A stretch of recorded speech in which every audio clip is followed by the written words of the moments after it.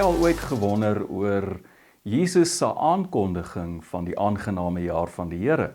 Sy aankondiging van die jubeljaar. Wat beteken dit?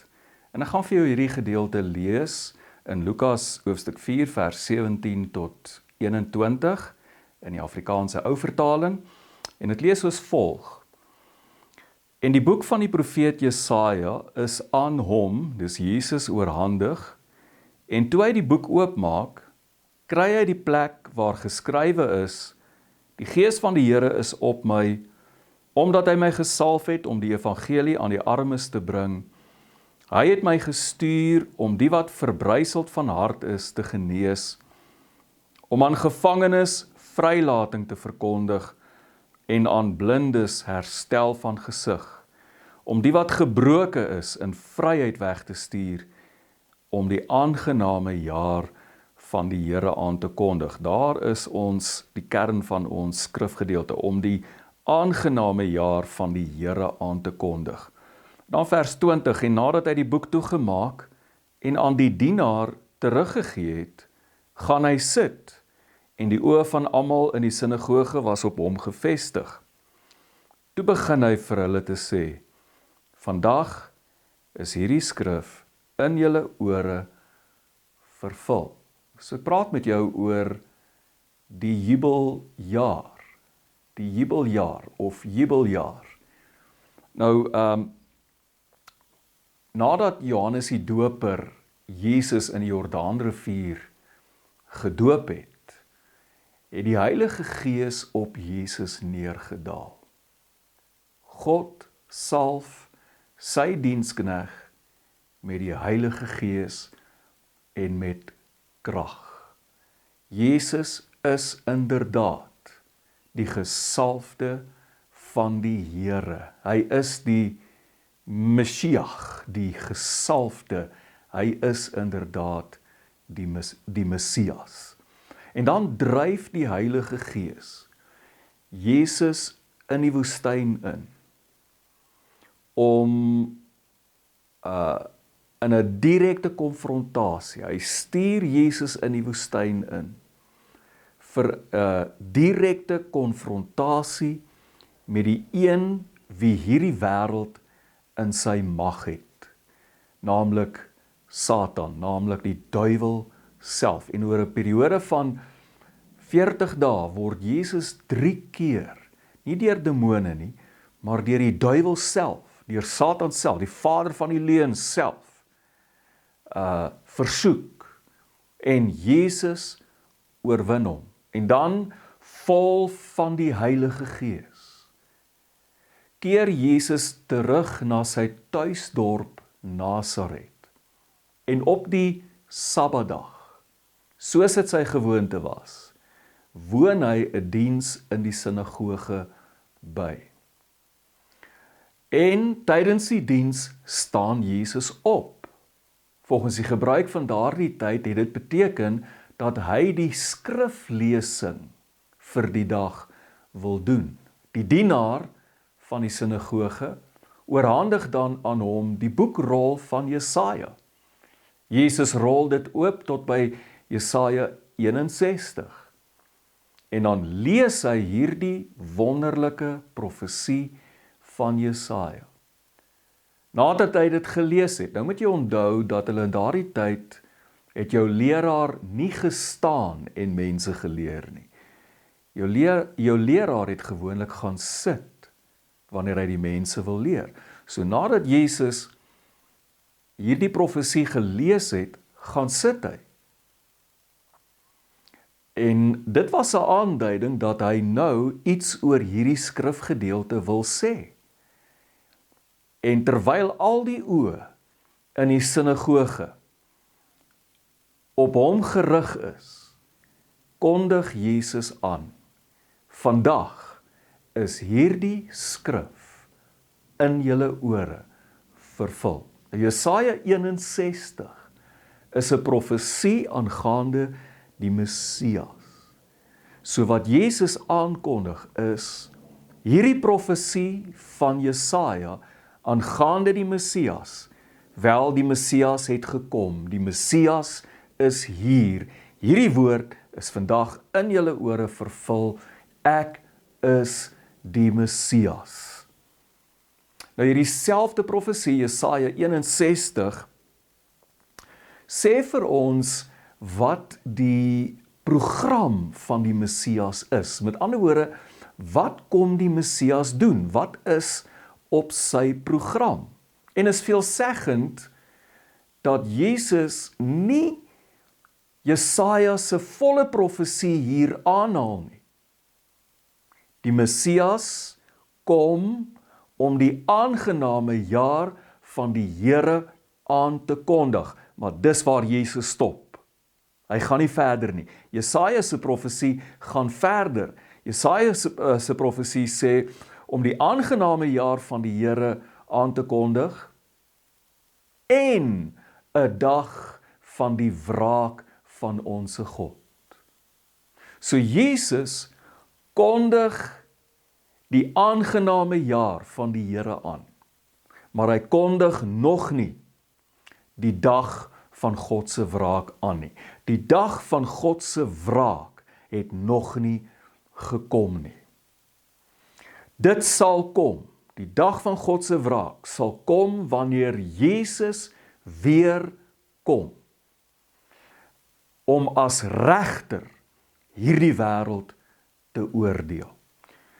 Met Jesus se eerste koms het hy gekom as die redder, maar wanneer hy weer kom, kom hy as die regter. Ons praat van dit as die oordeelsdag. In Jesaja se woorde, 'n dag van die wraak van onsse God. Maar vir nou kondig Jesus dit nie aan nie. Hy kondig aan die aangename jaar van die Here.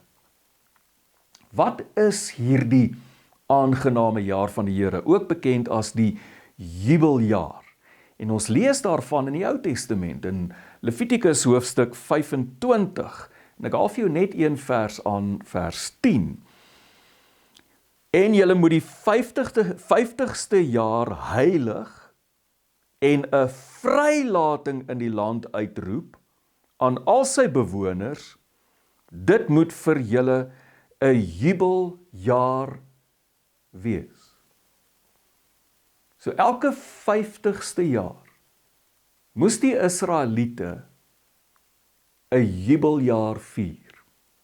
En hierdie jubeljaar is waarna Jesus verwys as die aangename jaar van die Here. En die jubeljaar was in die eerste plek 'n jaar van rus. 'n jaar van rus. Dit was 'n feesjaar. En in die tweede plek was dit 'n jaar van vrylating. Alle eiendom word teruggegee aan die oorspronklike eienaar. Alle slawe word vrygelaat. Alle skuld word afgeskryf. Alle onderdrukking en verdrukking van mense word beëindig. So ons kan hierdie jubeljaar opsom as 'n rusjaar waarin alles herstel word. Ek gaan dit weer vir jou sê. Die jubeljaar is 'n rusjaar waarin alles herstel word. Selfs die natuur kry kans om te herstel in hierdie jubeljaar.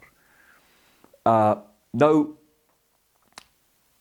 wanneer Jesus die aangename jaar van die Here aankondig, dan kondig hy hierdie jubeljaar aan.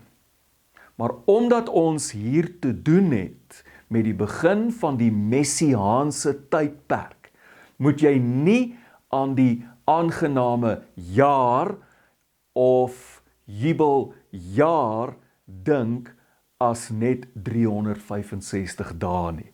Jy moet eerder daaraan dink as 'n periode, as 'n tydperk wat begin het by Jesus se eerste koms, toe hy dit aankondig, en wat sal eindig by sy tweede koms. Dit beteken dat ons nou, op hierdie oomblik, in hierdie jubeljaar leef.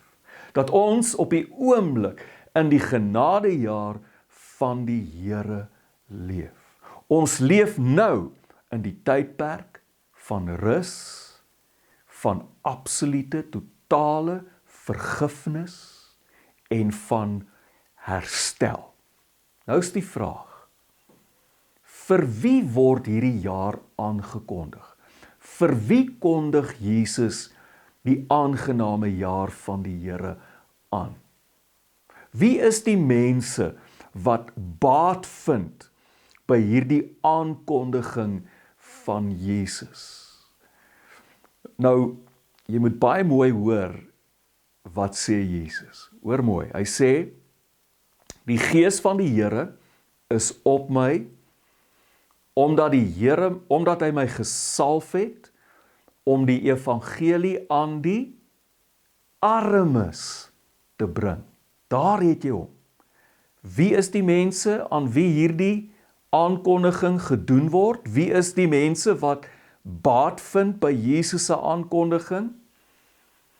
Die Gees van die Here is op my, omdat hy my gesalf het, om die evangelie aan die armes te bring. Daar het jy hom. Daar het jy hom. Dis die mense wat baat vind. Nou is die vraag, wie is hierdie armes? En Lukas gebruik deurgangs, deur sy evangelie, die Griekse woordjie dink ek is ptougos, deurgangs gebruik hy hierdie woordjie armes in sy evangelie. Matteus gebruik die begrip armes van gees. Nou in albei gevalle gaan dit oor mense wat in die nood is.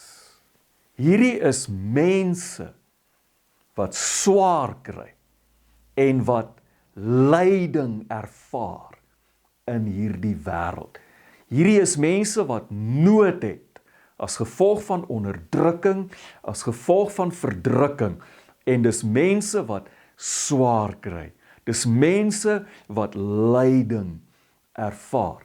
Maar dit beteken nie dat dit al die mense van die wêreld is wat lyding ervaar en wat swaar kry nie. Nee. Dit is mense wat swaar kry en lyding ervaar terwyl hulle op God vertrou. Dis mense wat swaar kry, lyding ervaar, terwyl hulle op God hoop. Hierdie is mense wat swaar kry en lyding ervaar, terwyl hulle redding van God af verwag. En dit is aan hierdie mense wie Jesus die aangename jaar van die Here aankondig. Die oomblik het gekom.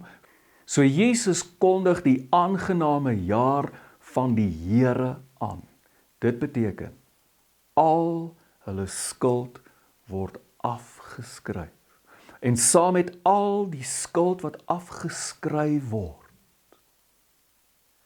saam met dit kan hulle lewens ook herstel word. Die verbryseldes van hart kan genees word. Die blindes se gesig kan herstel word. Die gevangenes kan vrygelaat word. Die gebrokenes kan in vryheid weggestuur word. Hoor baie mooi, ons grootste probleem is nie in die eerste plek ons armoede, ons swaar kry, ons siekte of selfs die dood nie. Ons grootste probleem is in die eerste plek ons onberekenbare skuld voor God. En Jesus se aankondiging dat die aangename jaar van die Here aangebreek het, beteken dat hierdie skuld gekanseleer word, en saam met die skuld wat gekanseleer word, kan my lewe herstel word. Vir so 'n mens kan die genesing van my siek liggaam ook 'n werklikheid word. Word so pragtig geïllustreer, en hiermee sluit ek af. In Lukas hoofstuk 5, toe hulle die verlamde man na Jesus toe gebring het. Dink net 'n bietjie oor hierdie storie.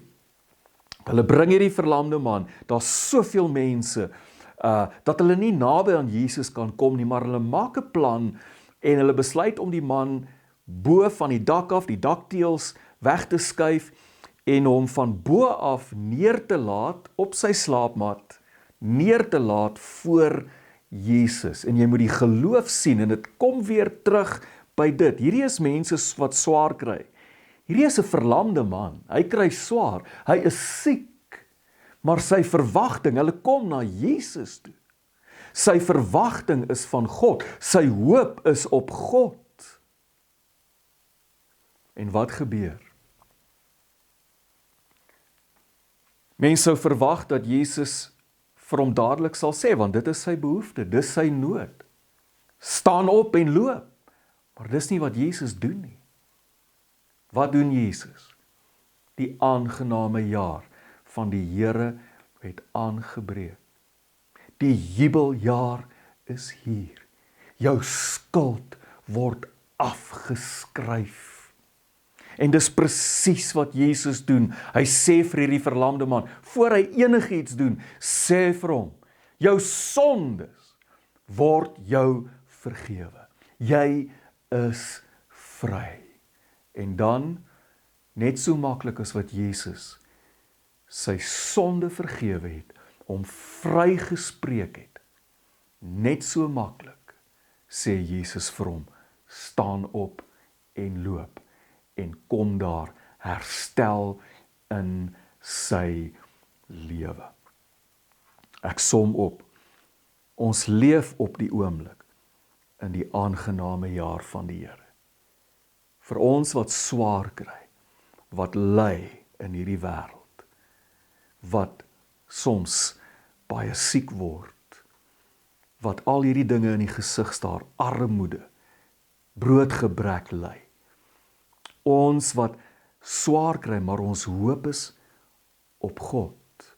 Ons verwag ons redding van hom af. Hoor mooi, Jesus het die aangename jaar van die Here aangekondig. Die jubeljaar. Ons leef nou in die aangename jaar van die Here. Jou skuld word afgeskryf. Dit beteken, jy is vry. Jy is vry. En saam met dit kan jou lewe herstel word.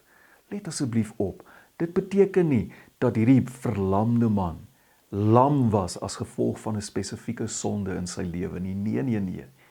Dit beteken bloot net dat die verskynsel van siekte gekoppel word aan die feit dat ons in 'n gebroke, sondige wêreld lewe. En daarom is dit so belangrik dat die skuld afgeskryf word. Afgeskryf, vergewe word.